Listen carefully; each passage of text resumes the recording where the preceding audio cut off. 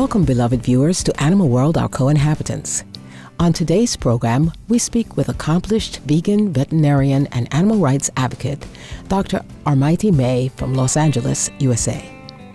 Dr. May was brought up not eating meat, but after reading John Robbins' book, Diet for a New America, in college, she realized the harmful impacts of the dairy and egg industry on animal welfare, human health, and the environment, and became vegan. A high achiever, Dr. May obtained her veterinary degree from the University of California, Davis School of Veterinary Medicine, USA, where she was involved with veterinary volunteer programs and also served as president of the Student Animal Welfare Committee.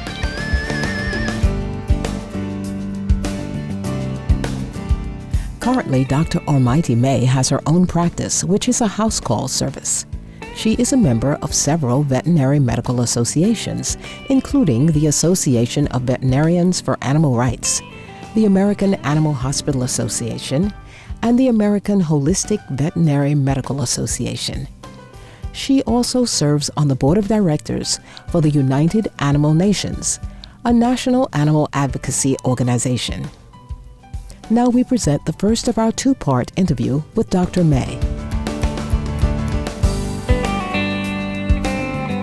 Dr. May, tell us about your veterinary practice and what you do.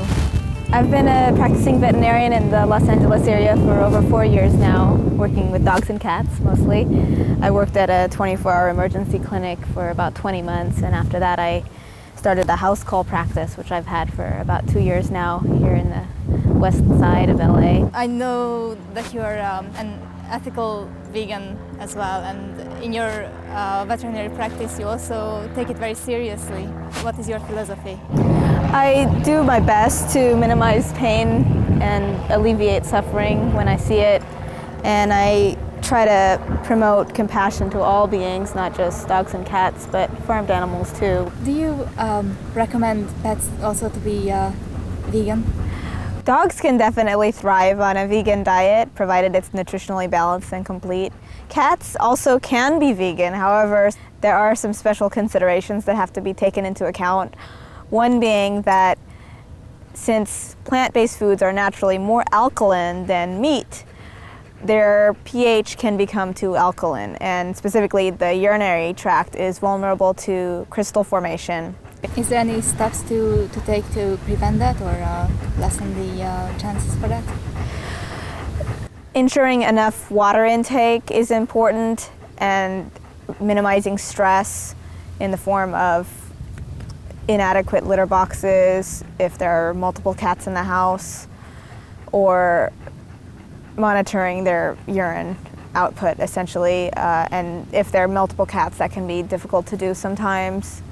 How about dogs? What would you recommend as a nutritionally balanced vegetarian or vegan diet for them?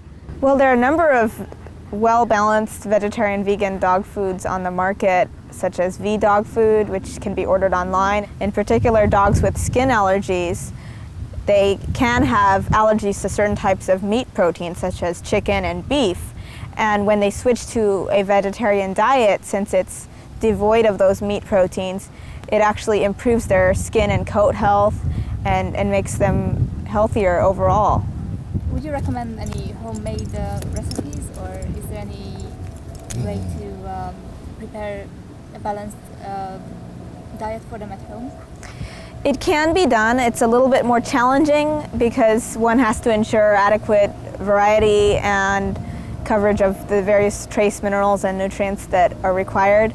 But there are some available resources that have recipes for dogs, which include like lentils and brown rice and various different vegetables.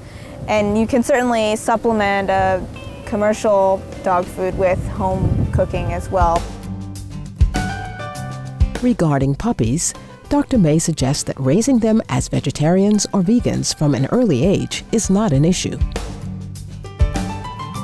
As long as all their nutrient requirements are met and there is a nutrient supplement that can be added to their food. What is the best way to transition one's canine companion to a plant-based diet? You want to do it gradually to avoid gastrointestinal disturbances like vomiting and diarrhea. It can be done over the course of perhaps a week or two, gradually switching some of the meat-based food with the vegetarian food. And generally, they adapt quite well to that transition, especially if you add some enticing supplement like nutritional yeast, which usually adds some flavor to the food and makes it more enticing for the dog.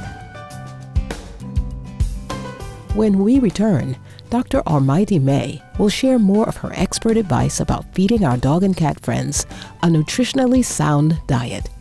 Please stay tuned to Supreme Master Television.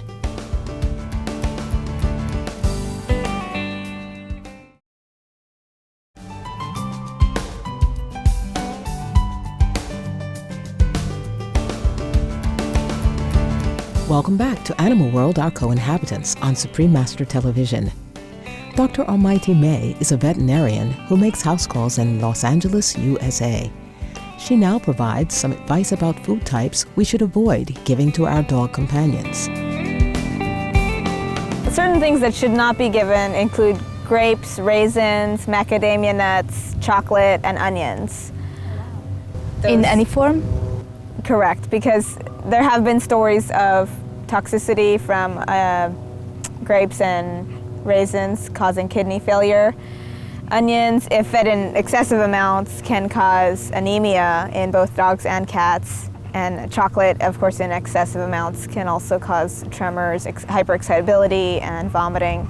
But any kind of toxic substance a dog gets into, generally, if action is taken quickly enough in the form of inducing vomiting, then generally it's okay, but that has to be done within a narrow time frame of no more than about 2 hours at the most.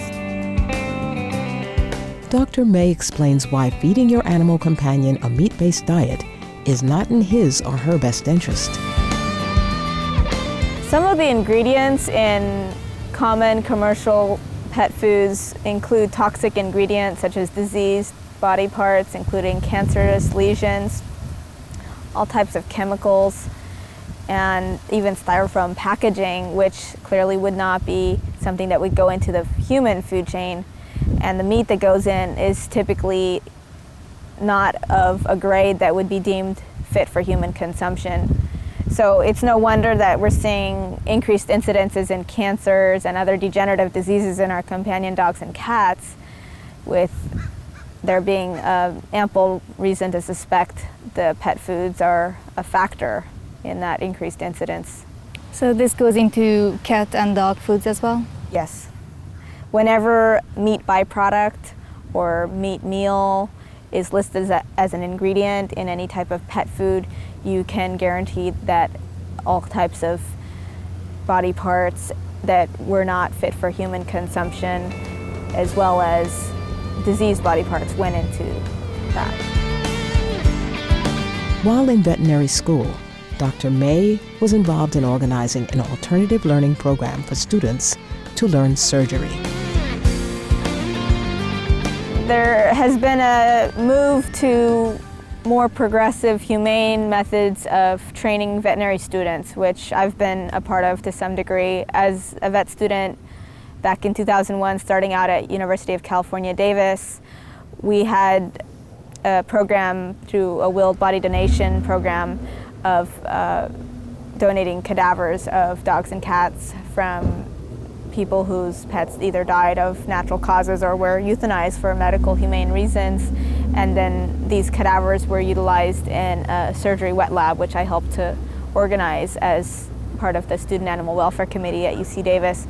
It was something that I spearheaded and was a major effort on my part. I was active in providing this alternative, which was using the ethical source cadavers.